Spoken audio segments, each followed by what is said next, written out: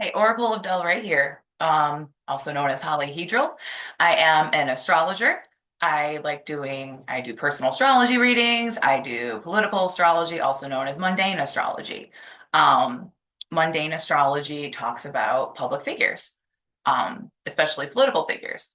And Catholicism is normally viewed as religion, as it is, but it's also very political. It's involved in politics. They have elected leaders. The conclave just ended. Conclave is the election of a pope, so that's a democracy. So because there is democracy within the Catholic Church, I do consider it political. And also on social media platforms, stuff related to the Vatican or Vatican City are normally designated with like government IDs, like having a great check mark on Twitter, for example. The Vatican and the Pontifex handle has those. So I am what the Catholic Church would call a lapsed Catholic or a cultural Catholic. I consider myself cultural Catholic. I don't go to church, not even on Easter or Christmas. I don't go to church. If I would go to church, like for like a wedding, I've been to like Catholic weddings, stuff like that. If my family were to have like want to go to church again, I mean, growing up, we went to church. Growing up, um, we didn't really. I was raised Catholic, which is why this is kind of interesting to me. I consider myself culturally Catholic. I went through 8 years of catechism, so I went through nearly all of the sacraments required um, of a Catholic. The only ones I haven't done are the kind of ones that are meant for people in the church, as well as marriage. But I did like communion, confession, confirmation. My confirmation saint was Joan of Arc. Um, so in the Catholic tradition, I would add that onto my middle name.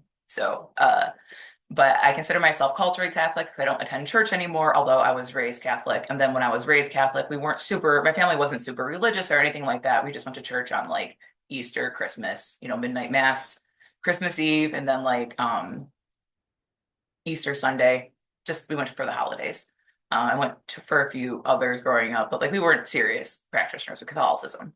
But I think Catholicism is a cool culture.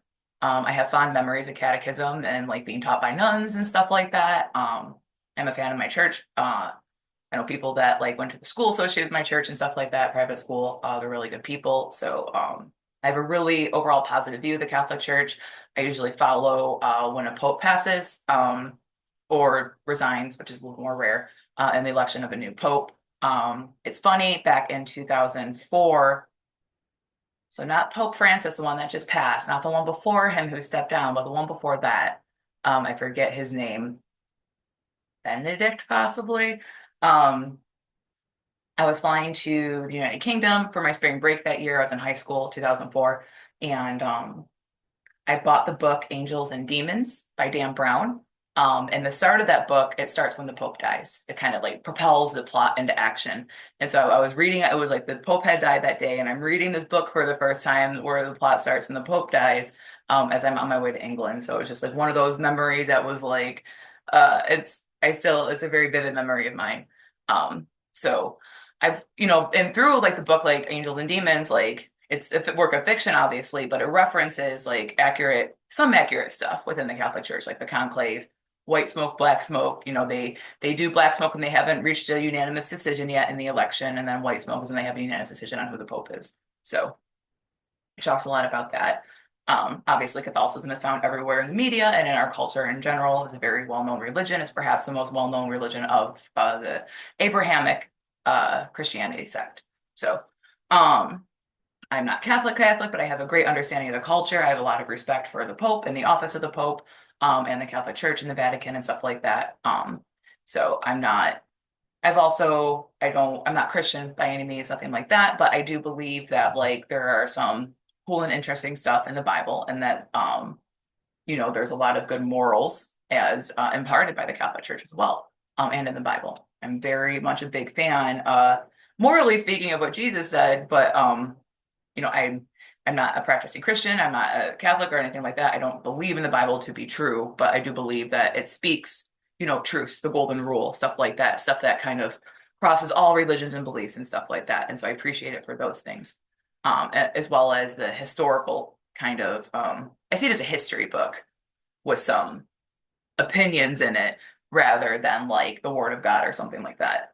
I see it as a really cool history book with opinions and also just kind of like um, symbolism and stuff like that. Uh, so that's kind of my association with the Catholic Church. Like it says on my screen, which I will start sharing right now.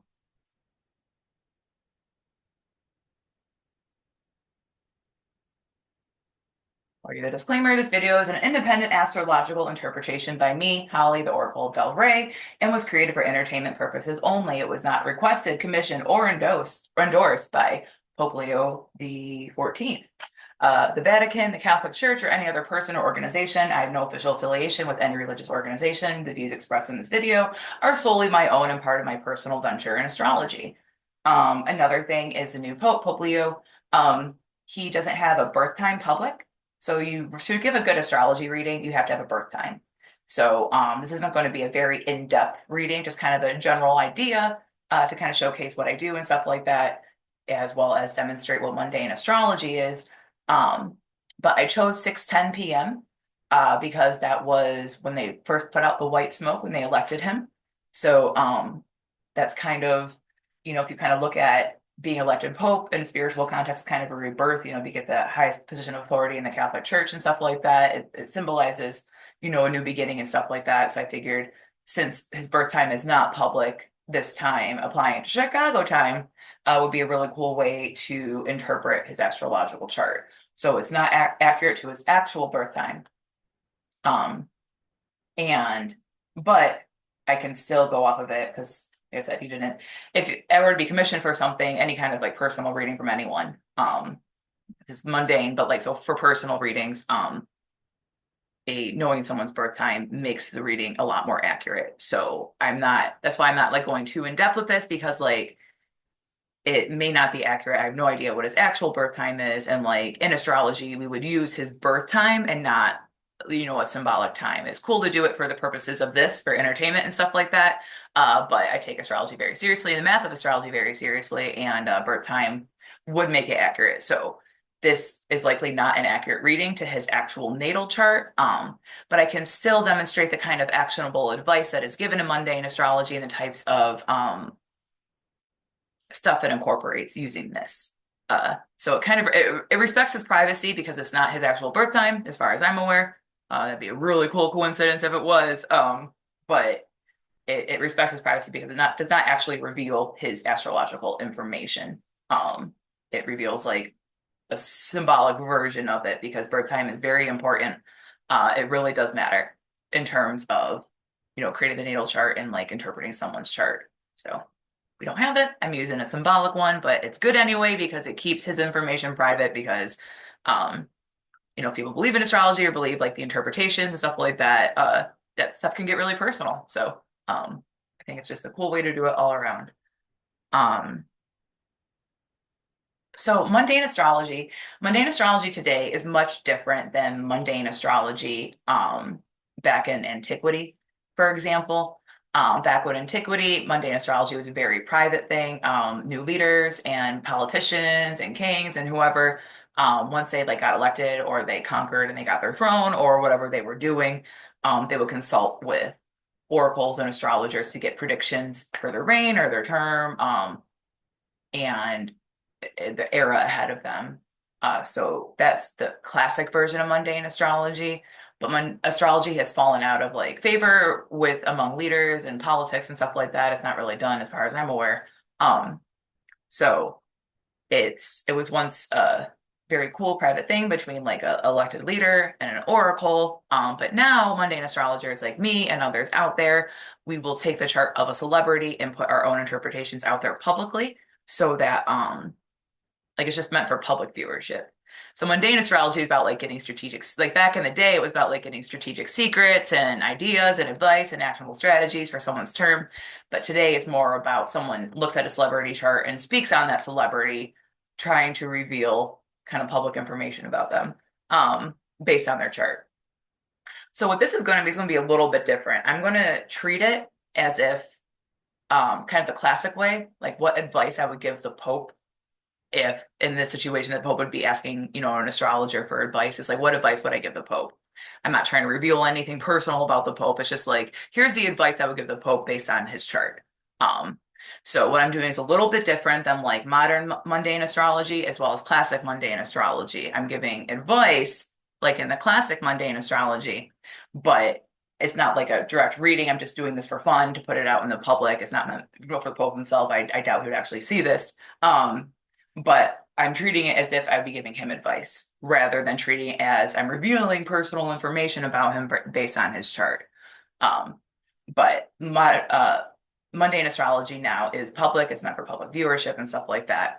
So I think just ethically, it's just the right thing to do, like to take it from a framework of trying to give advice for a new term, for a newly elected leader and stuff like that, that I respect, rather than looking at a chart and trying to tell the public, secrets about the Pope via astrology. I don't really think that's a morally right thing to do. So it will be advice I would give him if this was his birth time and he was asking for it. This is the advice I would give him. So this is meant to demonstrate mundane astrology as well as demonstrate how I intuitively read charts and how I give advice based on astrology charts. Because astrology, in my opinion, shouldn't be about like people trying to, reveal secrets about you, but should be able to give you advice and like insight that is helpful and useful and practical based on your chart. So that's the approach I'm taking with this. But first, there's something I wanted to tackle, which is, believe it or not, astrology is in the Bible, including the Catholic version of the Bible. I don't know if many people know this. I don't even know if the Pope knows this.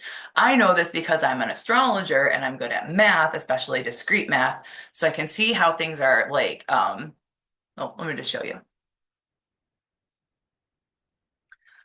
So there are four beasts mentioned in the Bible, throughout the Bible. I believe they're mentioned in both the New Testament as well as the Old Testament. The verse I'm most familiar with them is in Revelations, which is the last book of the New Testament. Revelations 4, chapter 7 and 8. The first living creature was like a lion. The second was like an ox. The third had a face like a man. The fourth was flying like an eagle. Each of the four living creatures had 6 wings and was covered with eyes all around, even under its wings. So it talks about these four beasts, and they're usually seen at the throne of God and stuff like that. Well, that part is obviously speculative. The four beasts captured my attention a long time ago because those four creatures are the four fixed signs of the zodiac: the lion, the ox, the man, and the eagle. So if we look here at this right here, where you see the little animals, you see the ram here for Aries, the ox here or bull here for Taurus, the twins here for Gemini, and the crab for Cancer. So this is the correct ordering of the zodiac. So Aries, Taurus, Gemini, Cancer, Leo, Virgo, Libra, Scorpio, Sagittarius, Capricorn, Aquarius, Pisces. That's the way it goes around the zodiac wheel, starting from 0 degrees Aries and ending on 29 degrees Pisces. It goes in this order, reading from left to right and top to bottom. So it starts with fire sign. Aries is a fire sign. Taurus is an earth sign. Gemini is an air sign. And Cancer is a water sign. So the first ordering of the zodiac of the elements is fire, earth, air, water. Now, if you look here, fire, earth, air, water. It also follows that that's how the zodiac properly starts: fire, earth, air, water. So, but this is so you can divide signs in 2 ways: by their modality and by their element. The element is fire, earth, air, water. Each will fall into one of those four. And then there's modality, which is cardinal, fixed, and mutable. So you see here, there's cardinal, then there's fixed, then there's mutable. So there are 4 elements and 3 modalities. So each modality has 4 signs in it, and each element has 3 signs in it. So the fire signs are Aries, Leo, and Sagittarius. 3 signs for the one element. And then the fixed signs are Aries, Capricorn, Libra, and Cancer. 4 signs, 1 modality. So the modalities represent what season these signs fall into. And so we have 4 seasons, as we know, and these represent which 3 parts of the season the signs fall into. So cardinal signs, Aries, Capricorn, Libra, and Cancer, the cardinal signs represent the signs of the zodiac that mark the start of the season. So the first day of Capricorn marks the first day of winter, for example, and the first day of Cancer marks the first day of summer. The first day of Aries marks the first day of spring, and the first day of Libra is the first day of autumn. So the beginning of each season, the beginning of spring, summer, fall, and winter are the cardinal signs. And tropical astrology is based on the tropics and where the seasons. So tropical astrology is seasonal. And so we've heard of the Tropic of Cancer and the Tropic of Capricorn. And so when the sun is making a 90-degree angle with the rays on the Tropic of Cancer, that marks the first day of summer in like science, right? It also corresponds to the first day of summer in astrology. But the first day of summer in astrology isn't called the first day of summer, it's called 0 degrees Cancer. And so when the sun is making a 90-degree angle in the southern hemisphere onto the Tropic of Capricorn, that marks the first day of winter. So tropical astrology is not based on the stars in the sky. It's based on where the sun is pointing. It's based on the sun, the angle the sun is making towards the earth. So classic astrology was based on constellation placement, whereas tropical astrology today is based on the seasons. So it's a consistent, because with axial tilt and stuff like that, the wobble of the earth, the constellations shift. That's why they talk about the 13th sign, which you can't divide a circle. You can't divide a circle evenly with 13 signs. So it's supposed to be kind of an abstract representation. It's not meant to be taken so literally, but it needs 12 signs to do good math, to do like sound math within a wheel. So, but yes, the constellations have moved since, they were first observed. That's why we use the tropics, because it's pretty consistent. The sun hitting the Tropic of Cancer every year and the sun hitting the Tropic of Capricorn every year happens at the roughly same predictable time. So that's why astrology uses the tropics instead of the stars. The stars can shift and move in the sky over time, whereas where the sun hits the earth stays pretty consistent to our seasons. So the mutable signs, Sagittarius, Virgo, Gemini, and Pisces, represent the end of their respective seasons. So Pisces represents the end of winter, right? And so it's mostly like February, March, and then when it goes from Pisces back to Aries is the first day of spring. So the mutables represent the end of their respective seasons. So like Sagittarius is the end of autumn, Virgo is the end of summer, Gemini is the end of spring, and Pisces is the end of winter. So where the fixed signs represent the beginnings of the season, the mutable signs represent the end of the season. And then we have the fixed signs. I'm a fixed sign. I'm a Scorpio. The fixed signs represent the middle of their seasons.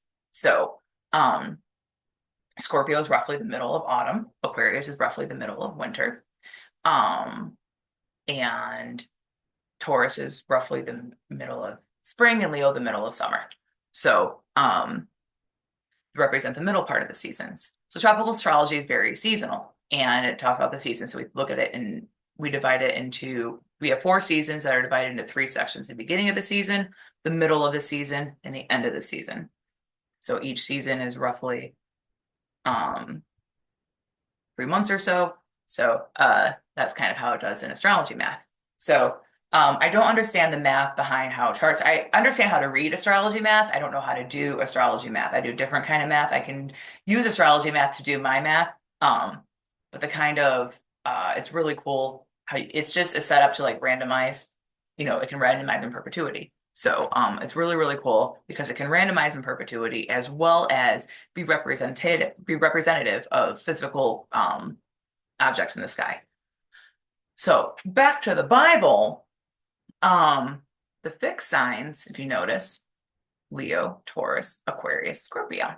Well, Leo is represented by a lion. Taurus is represented by a bull or an ox. Aquarius is represented by the water bearer or a human. And Scorpio is well known as a scorpion, but actually Scorpio has 3 symbols associated with it in the animal kingdom.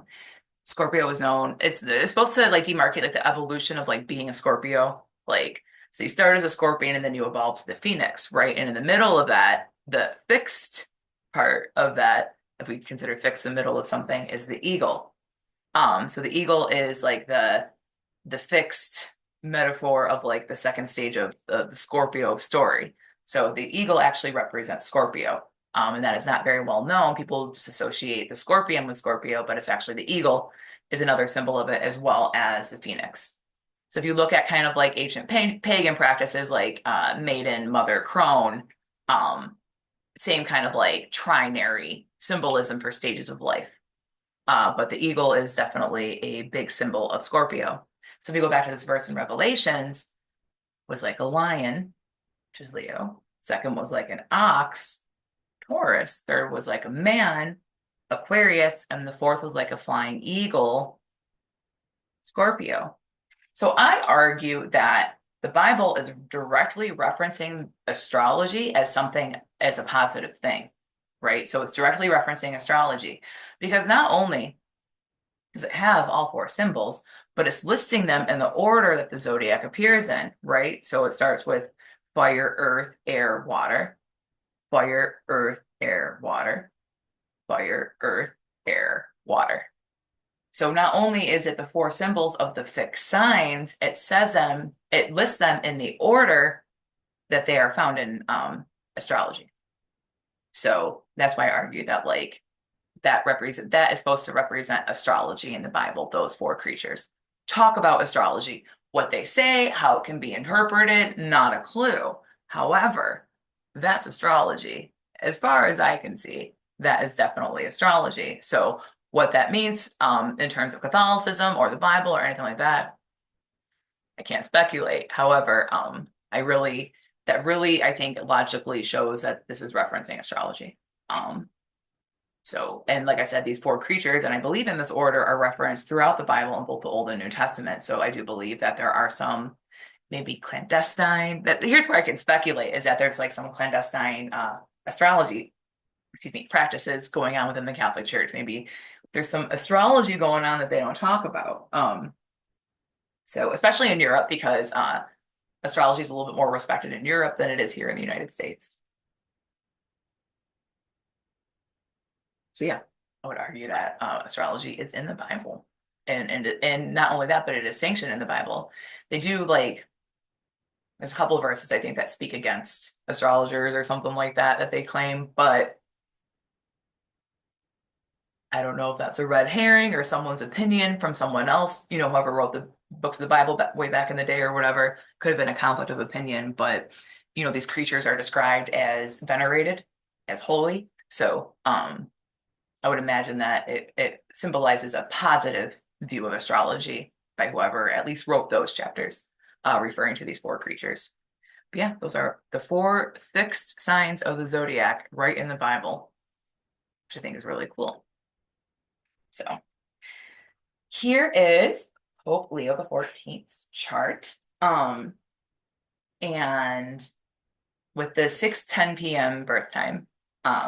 So looking at this, without the birth time, we know that he's a Virgo sun for sure. It doesn't matter what his birth time is, he will be a Virgo sun if he was born on September 14th. So we can say for sure he's a Virgo. And we can be pretty confident about most things of this chart, except for the moon, the rising sign, as well as like where the houses are. So the time of birth controls what houses the planets are in. So someone born on September 14th, 1955 at 6:10 in the morning might have the wheel turned so that all these planets right here, they're in the same sign of Virgo. Sun's still in Virgo, but sun would be in the first house instead of the seventh house. So that's why birth time is important.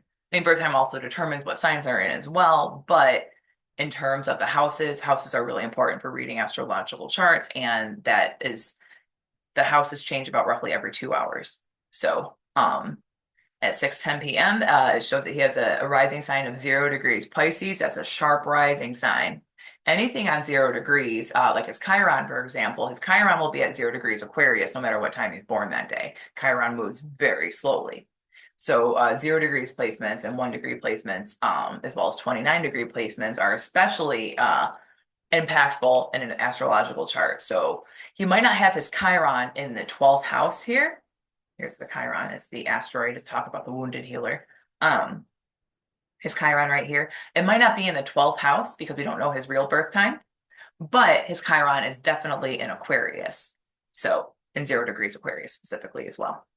So a 0 degree Aquarius Chiron in the 12th house is a pretty profound placement, that this is anywhere near true and accurate to his actual birth time. But 0 degrees marks the start of a sign, and 29 is the last degree. So each sign is about 30 degrees, but they measure at 0 to 29 degrees. And so 0 degrees Chiron in 0 degrees Aquarius is this speaks to a lot of his work and healing karma in life because he's a Virgo. Regardless of the house placement, he has the sun and Mars and Mercury in Virgo. That will stay no matter the time. So Virgo is known as a healer, it's known as service, stuff like that. It makes a lot of sense. Someone like the Pope, it's about public service, healing the sick, stuff like that. They do a lot of philanthropy and that type of work, and they are dedicated to helping the poor, and stuff like that. So it makes a lot of sense for a Pope to be a Virgo, because that is in the healing and service and stuff like that. Virgo is associated with the 6th house normally. I have a 6th house stellium, so I see his Virgo stellium and I can kind of relate. I've had a much different experience with the 6th house, because even though the 6th house is ruled by Virgo, it's different energies than having something in the sign of Virgo, but they still deal with the similar themes. So having a stellium in Virgo means that like he is here to heal, he is here to help others, he is here to uplift others, and do good things, acts of service for others. And so, being a priest and then becoming a pope, or bishop, I forget what the ordering is, that you have to graduate to become pope. But in order to do that, it would make sense that like acts of service and being of service to others and stuff like that would be in his chart somewhere. And then with the 0 degrees Chiron in Aquarius, or the Chiron in 0 degrees Aquarius, though, I would say or predict that he is going to figure out new ways to be of service. So he's going to figure out, his term might be defined by kind of figuring out how the Catholic Church can really help its people and the world at large do good. I think he has all the markings in his chart to be someone who's kind of like revolutionary within the Catholic Church. Pope Francis was very revolutionary within the Catholic Church, and so I think he's a good person to follow that, because Pope Francis was very revolutionary. If you follow Catholic politics, he's a very liberal kind of pope, and he really tried hard to bring about changes within the church that could benefit all people. So I think that Pope Francis kind of set the stage here for Pope Leo with his 0 degree Aquarius Chiron here.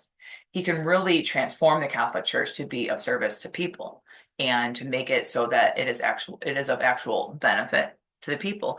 So if there's any like corruption, for example, within the political leadership of the Catholic Church, oh my gosh, imagine corruption in political leadership. He might be the Pope to kind of fix that and to be an example of governance, or of religious governance, however you want to look at it. The only other kind of like, besides Vatican City, the only other like kind of religious area I can think of is like Israel, with Benjamin Netanyahu currently elected there. So I would say he's going to bring about changes in the Catholic Church to where the church can be of actual service. The church can do what it says it does, right? So, with the mega churches here in the United States, they're my biggest pet peeves. It's like, they talk about serving the poor, doing right for poverty, trying to end poverty and like exploitation and stuff like that. And meanwhile, these giant mega churches and billions of dollars and costing money, and people are using religion and the church to get rich and stuff like that. And the Vatican is very wealthy. Obviously, I'm no idea what's all in Vatican City or in its archives underground or whatever. But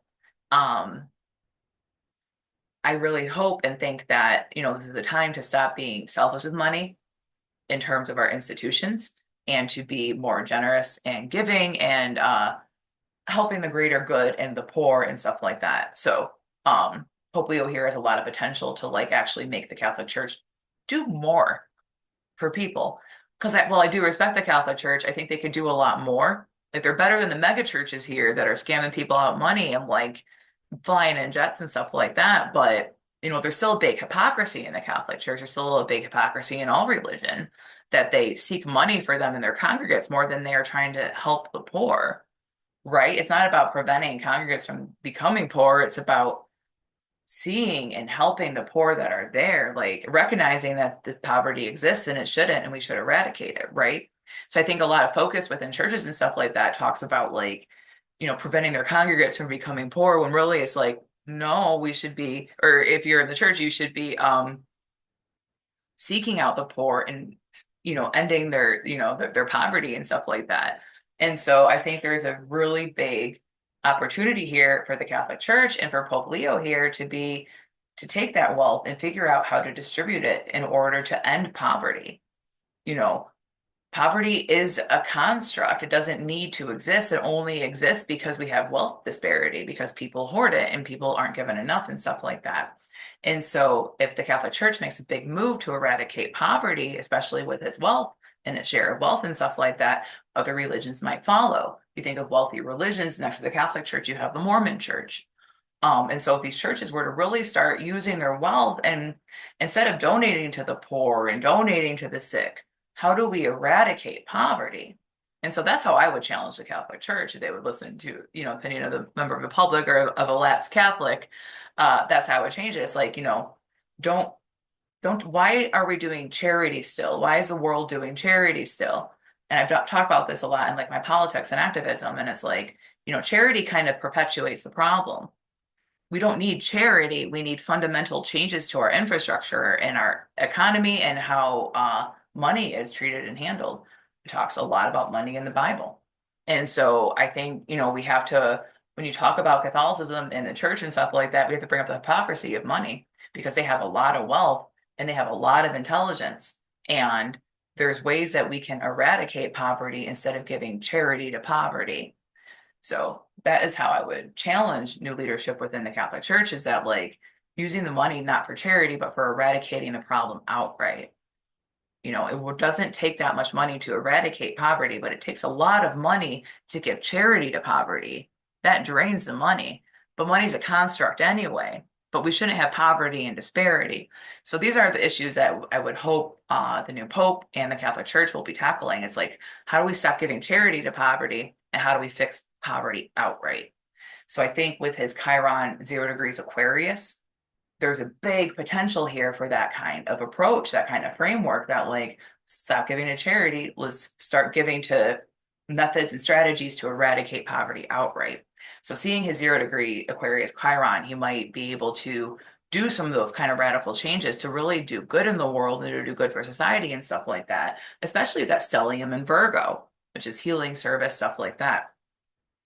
We don't need to have people dedicated to service and healing and all that. If we didn't have these problems, we wouldn't need to have people be out there fixing problems. We can just end them. Like poverty and stuff like that. Poverty does not need to exist. There's no purpose for it. It is a human construct of money that is leveraged to give people power over others. There's no need for poverty. There's no need for disparity. So, I really hope that the Catholic Church can take the lead here, especially with Pope Leo, to end disparity and poverty because there is no reason for it. And they have the ethical, moral, and intelligent arguments as to why. I'm not speaking anything that isn't publicly available information in terms of, is there a outright necessity of poverty? No. What would be the purpose of it existing? It is pointless. We should get rid of it, is what I say. Another thing, so kind of the advice I would give the Pope if given the opportunity. Obviously, this isn't that. But if I were to ever have the opportunity, I would tell him to, because of the seventh house stellium, seventh house is ruled by Libra. So it's a sign right after Virgo. And Libra deals with partnerships, and it's often associated with like marriage and stuff like that, but it really deals with any kind of partnership. So from romantic to business, right? So because if his stellium falls in the seventh house, I would recommend to him that he works in partnerships. So finding if, he wanted to work with the Mormon church, for example, to eradicate poverty, find one contact within the Mormon church that is reliable that you can work with. So having a Libra heavy or Libra dominant stellium, if it is in the seventh house, it would be about finding one point of contact and working with them. So working in a partnership kind of energy, um, in order to be the most effective and efficient, and to have the best kind of results. If this stellium is in the seventh house, it would really point into just like, I know the Pope, and it kind of just contradicts like what the Pope is supposed to do. The Pope speaks to the masses, works in small groups, stuff like that. But one-on-one opportunities in business and stuff like that would be really, really, really powerful and beneficial in a way that if his birth time follows that he does have these planets in the seventh house, a partnership would be key for trying to accomplish anything he's trying to get done, especially in terms of the public good, public service, and those Virgo themes of health and healing and service to others. Virgo also rules over animals, so I would imagine he might also be able to do something for animal welfare, maybe take on like, factory farming, unethical practices, how we treat animals and stuff like that. With Virgo heavy charts, a lot of care and concern for the welfare of animals and the welfare of all life on this planet. As he chose the name Pope Leo, he does have 3 Leo placements that hold true regardless of the birth time. And his Leo placements are Pluto, Jupiter, and I'm going to switch the planet symbol around. I think that one is Uranus. Yep. So his Uranus, Jupiter, and Pluto are in Leo. Based on that, I would say to him, your strength is like your Jupiter. So Jupiter is the benefic of a chart. It's like you're on your lucky planet. Wherever your Jupiter is, you're going to have a lot of luck and a lot of prosperity in that area. So in the sixth house, it's about sixth house deals with work, colleagues, stuff like that. So finding people who kind of have similar personalities. So Leo deals with like fun, it deals with children, it deals with kind of vanity type themes as well.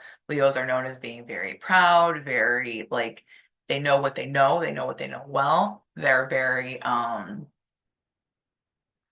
just they grab people's attention. They grab people's attention. They're normal, typically good looking. They just really grab people's attention and they really kind of stand out. Leos stand out. And you notice a Leo fire sign more than you would notice maybe an Aries or a Sagittarius fire sign. They stand out kind of the most. And so it's about really this kind of Jupiter placement trailing right behind the Virgo stellium is like, it's about really knowing who you are and knowing what makes you different from the rest of the popes, knowing what makes you different from everyone else in the world. It's like really embracing your uniqueness, your authenticity, and especially unique authenticity, what makes you different, and letting that shine, putting that out there, defining a legacy based on being unique and having a new and fresh perspective, is how I would interpret these Leo placements. And that the more you seek others who share the kind of like same, whether it be ambitions, ideas, personality, characteristics, stuff like that, but it will draw in people naturally into the work life and stuff like that who share those same kind of values and who have that kind of different uniqueness. So it might cause conflict to where like Pope would possibly not get along with someone that he works with, but if he just like recognize that the root of the conflict is that it's where they remind you of yourself, right? So when people annoy us in general, as talked about in psychology, it's like when someone really annoys you, a good trick to do is to figure out what are they reflecting about yourself? What are they reminding you about yourself? So with these kind of Leo placements, especially in Pluto generation, so among peers and stuff like that, there's a lot of conflict can start easily if someone just triggers something that reminds you about yourself subconsciously. So it's about finding people that or recognizing that conflicts with others. It's about treating every conflict you might have with someone else and like really searching, like, is this about me? Is this about me? You know what I mean? So when someone else makes you mad about they do, when it's really about something you don't like about yourself. So it's really searching for that. And once you can, if you can approach every conflict with that kind of self-awareness, you can really key in on which conflicts are real and which conflicts are, an opportunity for growth and healing of yourself. So when you can see a conflict for, reflecting something you don't like about yourself, you can heal that and fix that. But when you look at a conflict with that kind of framework and approach it open-minded and not be upset if it is or isn't, about you, then the ones that aren't about you, you can more easily define and maybe um, stay away from those kinds of people.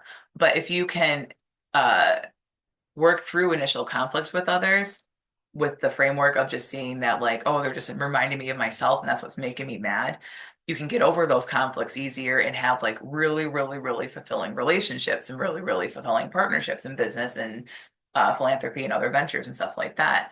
And so it's about, chart placements like this and Leo heavy, Jupiter, Pluto, stuff like that is like, your cohort, your generation, you have a lot of strong personalities or a lot of good personalities. But the problem is, people aren't getting along because they butt heads because it's like you remind each other, but it's like they just got past that. They just saw what that initial conflict was about. The best friendships and partnerships will be formed. So it's about really identifying conflict is based on own inner work that needs to be done or their inner work that needs to be done. If it's their inner work that needs to be done, that's not on you. But if it's your inner work that needs to be done, if you resolve that, you can have a really, really productive relationship with that person afterwards. Um, so we have North Node in Sagittarius, South Node in Gemini. To me, this speaks of,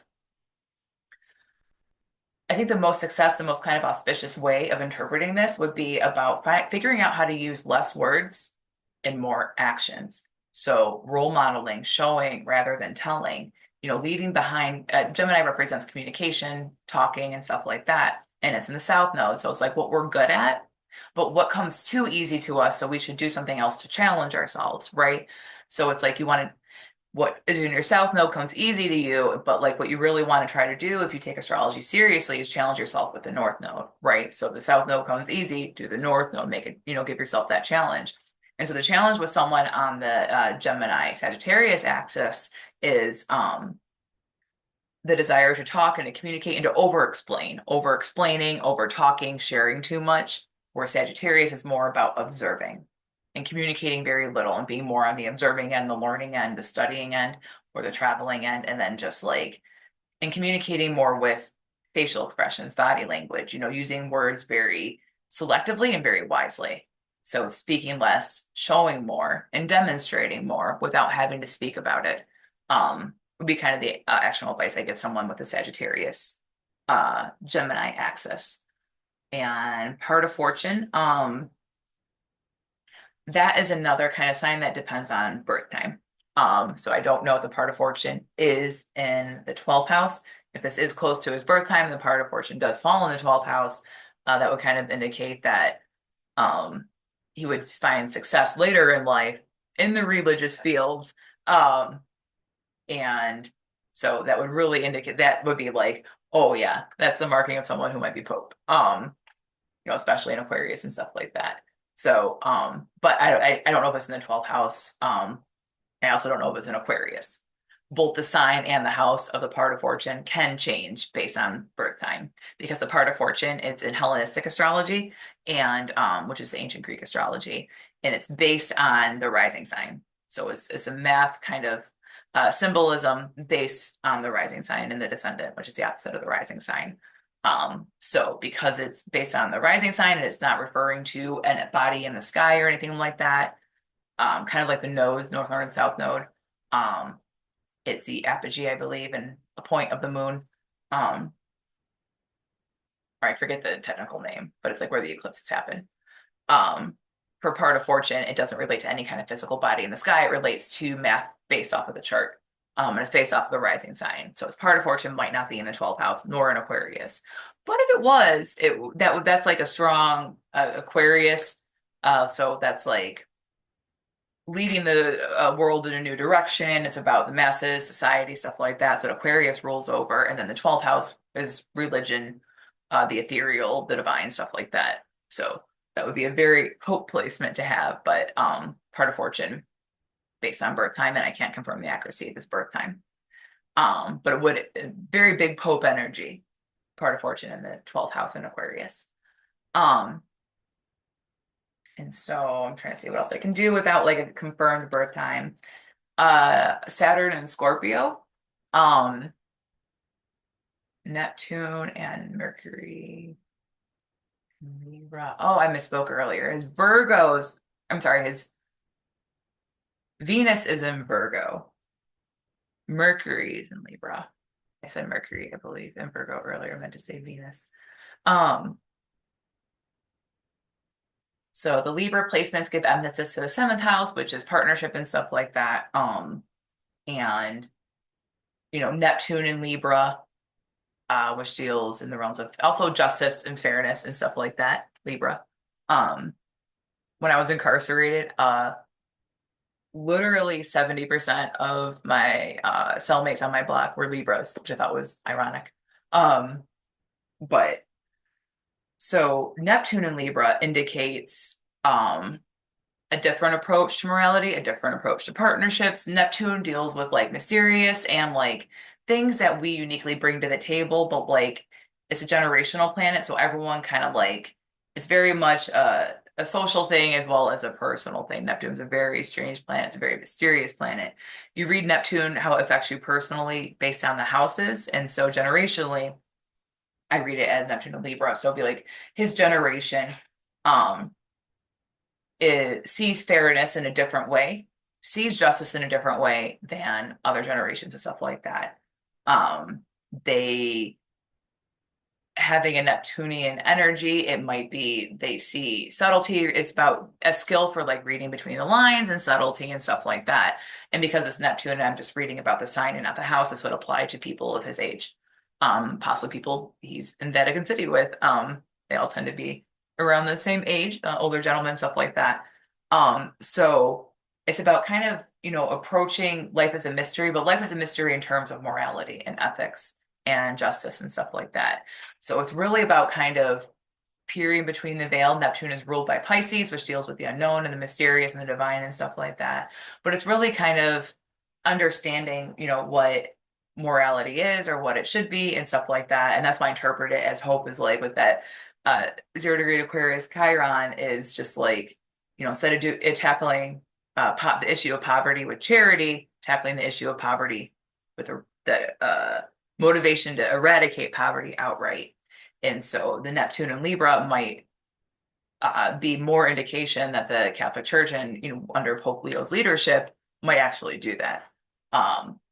It shows potential for peers and among Pope Leo who are willing to help do that and stuff like that.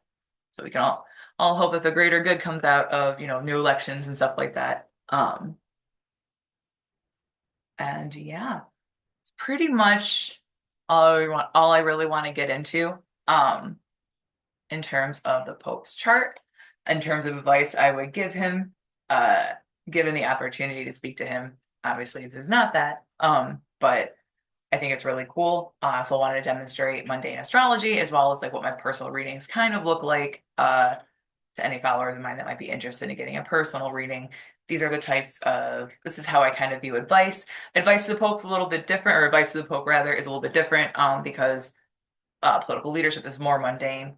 But this is kind of how I intuitively kind of look at the chart and talk about it. I don't have any notes in front of me or anything like that. I'm just looking at the chart and kind of going off of like intuition because I know I've studied the signs and the houses and stuff like that. I've studied astrology for well over a decade.